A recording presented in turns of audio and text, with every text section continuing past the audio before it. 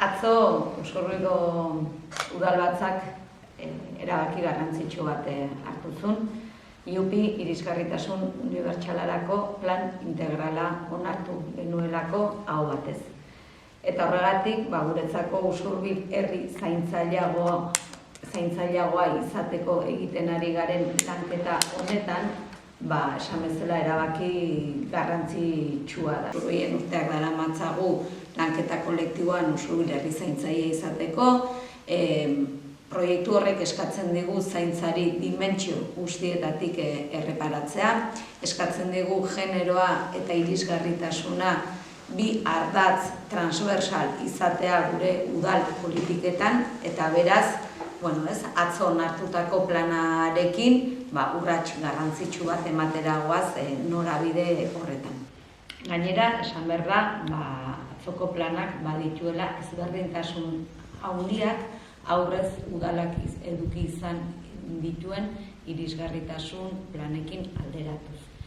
EAEko Euskadiko irisgarritasun unibertsalaren estrategiak ekartzen zuen irisgarritasuna modu integral batean ulertzeko begirada, interpelazioa, eta beraz estrategia horrek EAEko erakunde guztiak eskatzen digu, eta noski udaloi ere, ingurune fisikoaren irisgarritasunaz haratagoko neurriak hartu behar dituztela erakundeek onartzen dituzten irisgarritasun planetan. Eta beraz, ingurune fisikoaz gain ere, bestelako zerbitzu batzuetan ere irisgarritasuna bermatzeaz ari gara, batez ere irisgarritasun kognitiboak edo beste. Esan bezala, aldaketa esanguratsua da, orain arteko irisgarritasun planak batez ere eraikita dagoen esparruan eragin nahi zutelako, esparru hori baldintza irisgarriagotan kokatzeko, baina orain esparru horri beste esparru bat eta beste jarduera eremu bat gehitzen zaio udal irisgarria bezala izendatu dugun esparru. Eta horrek ekartzen du udala ere, bere udal jarduna, bere izapideak, bere komunikazioa ere irisgarritasun baldintza hauetara egokitu beharko ditugula, pixkanaka. Plan hau, hilabeteak pasa dugu plan hau egiteko udalak proiekta Urbes taldea kontratatu zuen, eta plana osatzeko erabili dugun metodologian aukera eman nahi izan diegu ere herritarrei parte hartzeko, eta beraz, lanketa honetan bi lan eremu egon dira martxan, nolabait eremu horietatik sortzen ziren ekarpenekin osatu da plana. Alde batetik noski udal barruan, udal teknikariz eta ordezkari politikoez osatutako langune bat izan dugu, eta bestetik ere herritarrekin hainbat saio egin ditugu, eta baita ere adineko pertsonekin, beraien egunerokotasunetik ikusteko, detektatzeko, zeintzu diren beharrak, zeintzu diren gabeziak, eta zertan esku hartu beharko lukeen udalak hurrengo hilabete eta urteetan. Eta ekarpen guzti horiek ekarri dira IUPIaren dokumentura. Esan dokumentu hori ez dela dokumentu bat, esan nahi da nolabait 5 dokumentuz osatzen den plan bat dela. Batetik dago memoria bat, oso nolabait plan honen zergaitia adierazten duten arrazoiak daude jasota. Bestetik dago udalerri irisgarriaren jarduketarako plana, bestetik dago udal irisgarriaren jarduketa plana, jasotzen dira ere gaur egungo arauak, irizpideak eta gomendioak, eta jasotzen da ere parte hartze horietan egon diren ekarpenak, parte hartze horien memoria nolabait esateko. Eta beraz, ikusten den bezala, plan mardula eta zentzu horretan eskertu behar dut ere, prozesu guzti honetan alboan laguntzen eta prozesu dinamizatzen egon den proiekta Urbes, benetan egin duten lana txalotzeko modukoa delako. Plan hau 4 urterako diseinatu da, beraz hitz egiten nahi 26-tik 29 arteko indarraldia izango duela plan honek. Eta lehen aipatu dut plan honen begiradak, eduki berriak erantzuten ziola Euskadiko estrategia berritu horri, eta bertan, esaten da, plan hauek, plan irisgarritasun unibertsitarako plan hauetako oinarrietako bat izan behar duela neurri zehatzak eta egingarriak jasotzen. Ez izatea egiteko dagoen guztiaren zerrenda huts bat izatea, baizik eta benetan osatzea, plan errealistak, plan gauzagarriak, udal bakoitzak izan ditzazkeen baliabide neurrira. Eta hori oso presente izan dugu plan honen idazketan, benetan Usurbilgo udalak eta Usurbilgo herriak dituen baliabideetara, baliabide humano zein ekonomikoetara egokitutako, doitutako plan bat daukagu ondorioz eskuartean.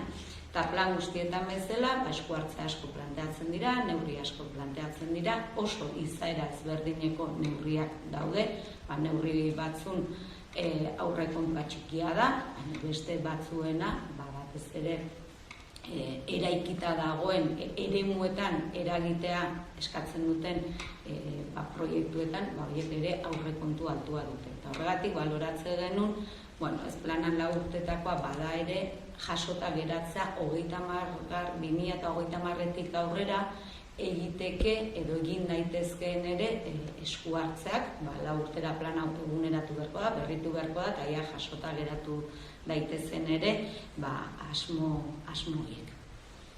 Eta, hori esan da, hori esan bezala neurri asko daude, neurri bakoitzak ere bere fitxa zehatza du, eta hori ere azpimarratu nahi dut, azkenean plan hauek bide horriak dira, baina bide horri importante bat, eta plan honetan jasotzen duguna da, urtez urte zer egin nahi dugun, finkatzen dugu ere urte bakoitzari begirako aurrekontua, ze aurrekontu beharko genukeen, nintzat daki iskigunetan, oainikan ere gehiago izango delako, noren ardura den ere aurrera eramatea, ze departamentuen gain geratzen den, eta beraz, eta noiz ere egin nahi den aurrera beraz da bide horri bat, kronograma argi batekin, eta nun zehaztua dauden ere, zein den hau aurrera eramatearen ardura duen. Eta beraz, ez nabarmendu nahi zentzu horretan, neurri bakoitzak bere fitxa propioa duela, eta fitxan informazio guzti hau jasota dagoela horrek duen, horrek esan nahi duen guztiarekin. Eta hori esan da, Iratxek eta Ainoak esplikatuko digute, neurri asko daude, neurri guztin berrizte emango, bestela ez genuke bestela ordu beharko genituzkelako, baina Ainoak aipatuko dizkigula, udalerri irisgarriaren jarduketa eremu horretan, aurre ikusten ditugun esku hartze edo proiektu nagusienak zeintzuk izan dira. Bai, hori da, Agurtzanek esan duen bezala, egingarria izatea da garrantzitsua, horregatik fitxa asko egin genitzazken, baina 29 ekintza zehaz dira plan honetan jasotzen dianak. 4 ardatzen bueltan selkatu dira, eta 4 horiek dira hiri ingurunea, garraioa, eraikin publikoak eta espazio eta jarduera pribatuak. Fitxari dagokionean, Agurtzanek esan duen bezala, fitxa bat hau izango litzake, nun zehazten den azalpenak, ekonomikoki kronograma bat ze urtetan zer egingo litzake bere partida ekonomikoarekin, arduradunak, beraz fitxa hau izango liake eta baita ere esku hartze horri buruzko lekua, kokapena eta planoa edo proiektu bat egin da bali badago, baita ere beste batzutan azaltzen den bezala, planoari eginda dauden proiektuen berri, ezta? Hori izango litzake fitxa bakoitza. Negia da, 29 fitxak gaur ez ditugula denakaen azalduko, baina bai azpimarra egin nahiko genituzkela batzuetan. Eta neurri horietako bat Santuenekoa izango litzateke, badakizue Santuenean auzotarrekin 2023tik auzo plana oinarri aurretik diagnostiko bat eginda, urbanizatzeko eremua berroneratzeko neurriak jasotzen ditula, bi fasetan bereziki, bat izango litzake lehenengoa erdiguneeko ibilbide espaloi eta plataforma guzti horiek nolaite irisgarrieteko denak plataforma bakarrean, nivel berdina jartzea, eta hori izango litzateke lehenengo fasea jasotzen duna fitxa hauetan eta plan honetan, eta bigarrengo izango litzateke eskubaloi pistaren azpikalde horretan, gaur egun errepidea ezagutzen duguna auzora sartzeko autoz, hori egokitzea. Ibai alderuntz oinezko ibilbidea sortuz, trafikoa moteltzeko neurriak hartuz, eta aparkaleku kopurua handituz, besteak beste. Beraz, horiek dira pixkat Santuenerako jasotzen dianak. Etxealdian ere egia da, azken urte hauetan esku hartzeak egiten gabiltzala, baina jarraitzeko asmoa dugu eta fitxetan horrela jasota dago. Bi fasea amaitze bidean daude, bat San Esteban kalearen irisgarritasun baldintzak hobetzen dituena tren geltoki berrirako lotura horretan, etxealdia eta kale nagusia ere lotuko dituen igogailua ere amaitzear dago, eta plan honek horiek amaitzeaz aparte bai jasotzen du beheko zonaldean lehen aurparkea zegoen lekuari eragiten diona. Zehazki parke berde gune hori nolaite etxe bizitzetara hurbilduz eta aparkalekuak ere berrantolatuz.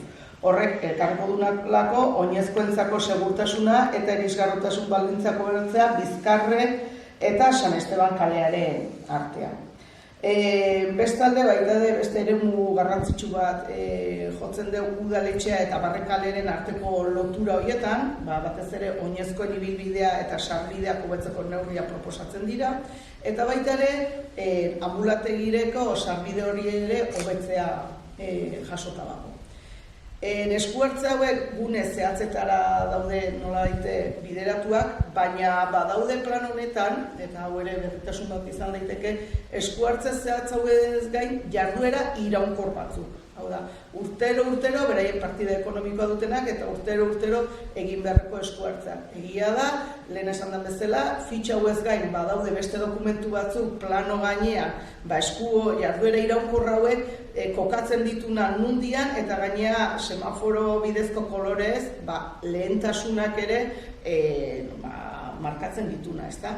Eta pixkat aipatuko ditut zein izango liazkain jarduera iraunkor horiek. Batetik esan Ursulu herri aldapatsua dela, hori denok badakigu, eta ezin ditugu desagertarazi, baina zenbait neurri aringarrik hartzea proposatzen da plan honetan. Bakoitza zehazten da, eta esan bezala, ibilbide horietan zehar atxede lekuak, eskubandak jartzea proposatzen da. Identifikatu dian 3 eremu azkarren eragin beharrekoak, saninazio, hau da, autobus geltokia eta goiko gune arteko aldapori izango litzake bat, Alperroburu beste bat izango litzateke, ikastola eta beko alde hortako aldapa edo malda hori, eta Belmonte kalean ere, Barrune Rotondatik Gorunzkundako aldapori izango litzateke. Hori dira identifikatutakoak, baina hori ere egon badaude. Eskilera eta arranpalen egoera ere aztertu da, eta behar dituzten esku hartzea zehaztu dira, esan bezala, urtez urte, hobetzeko. Zebrabideak ere egokitu eta berriak egitea ere jasotzen da, egungo zebrabideen mapa bat jasotzen du planak, eta bakoitzaren egoera eta hobetzeko neurriak zehazten dira. Hondakinen bilketari esan, 2009an martxan jarritako hondakin bilketa arrakastatxu badakaula, eta emaitzak esanguratsua dira, baina egunerokoan herritarrek esekitokira edo zintzilikaiora gerturatzeko ikuspegi hori txertatu nahi dugula bai plan honetan eta gure jarduera iraunkor horretan. Horregatik azterketa bat egingo da, zintzilikaio eta gune guzti horiena, eta ondoren esku hartzeak jongo egiten. Egia da, neurri eta jarduera iraunkor hauek aipatu ditula, horiez gain, 29an ez denak ez ditut aipatu, baina bai besteak beste bertan kokatua daude Txiki Erdi auzoan oinezkoen ibilbidea egokitzea, kiroldegi aurreko espazioa egokitzea, hiri altzarik egunerokoan herritarrak erabiltzen ditugunak irisgarriagoak jartzea, eta, hilerrian ere nola daite irisgarritasuna hobetzea eta egokitutako aparkalekuak ere kontutan hartzen dira. Beraz, pixkat laburtuz, plana mardula da, eta asko dago nik usteko, baina horiek izan dira gaur ekarri izan dutuguna pixkat udalerri irisgarria aldetik, eta guain iratxeri itzen mango jo, udal irisgarria azalpenak emateko. Bai, udal irisgarriaren planean, udalaren jardunari lotutako atala da. Eta lehen agurtzanek aipatu duen bezala lehenago egitezian irisgarritasun planak ia landure egiten ez zituzten esparruak jasotzen dira bertan. Zentzu horretan, udalian, beste euskal erakunde gehienetan bezala, ezagutza eta esperientzia mugatua denez, alderdi hori lantzea izan da idazketa prozesuan erronkarik nabarmenena. 6 ardatzen bueltan antolatzen da udal irisgarriaren lotutako neurriak. Formakuntza eta kontzientziazioa, informazioa, komunikazioa eta gobernantza eredua, arreta eta izapideak, aisialdia, ongizatea eta garapena, arau esparrua eta IUPIaren komunikazioa eta kudeaketa. Hau, 17 jarduketa edo ekintzatan jasotzen da, eta neurri aipagarrienak izango leake, lehenik eta behin udalei langilei formazioa eskaintzea, hori da neurri garrantzitsuenetakoak, azkenean hori da nabarmen falta zaiguna. Eta horri esker, irisgarritasuna inguruko begirada integrala eta txertatua osatzea espero da. Langileen beren eguneroko jardunean txertatzeko tresnak izan ditzaten. Festak eta ikuskizun jendetsuen arloan ere irisgarriagoak eta inklusiboagoak egiteko konpromisoa jaso da planean. Eta neurriak, Ainoak esan du bezala, hemen ere urtez urte pixkanaka aplikatuz hobetzen joatea da helburua. Urteroko dirua txertatuz eta ekintzak aurrera emanez. Eta bestelako neurriak ere jasoia atal honetan, besteak beste seinalistapen irisgarria diseinatzea, eraikin publikoetan sarbideen errotulazioa jartzea, udalak herritarrei arreta irisgarriagoa emateko irizpideak, ordenantzetan irisgarritasun irizpideak txertatzea, eta larrialdi planak eta ebakuazioko protokoloak irisgarritasun irizpideak txertatuz berrikustea. Hau da, hola gainetik aipatzearren, hau da igual ikuste ez dian lanetan, gutxiago ikusten dian lanen, ez daugarren nabarmenen. Nik bukatzeko esan, plan hau idazteko Eusko Jaurlaritzaren diru laguntza bat eskuratu zula Usurbilko udalak, 12.750 eurokoa, eta beraz, diru laguntza honek ere ahalbidetu dugu esan bezala, proiektu hau kontratatu eta prozesu hau egitea. Eta, hasieran esan dut, atzoko osoko bilkuran hau batez onartu zela plan hau, esan ere, azkenengo egunetan eta asteetan ahalegin handi bat egin dugula ere, oposizioak egindako eta batez ere AJak egindako ekarpenak txertatzen, eta ondorioz, adostasun maila altu batekin itxi ginen plenora. Eta orain, udal plenoko erabaki guztiak bezala, hilabetez egongo da agenda aurrean interesatuek alegazioak aurkezteko, eta alegazio horik ezean onartuta geratuko da behin betikoz, eta bai esatea plan hau behin betikoz onartu eta gero udalaren webgunean zintzilikatuko deula eta jarriko dela ikusgarri edo zeinentzat, ikusteko ere hau da onartu deuna eta orain hau betetzea dagokigula.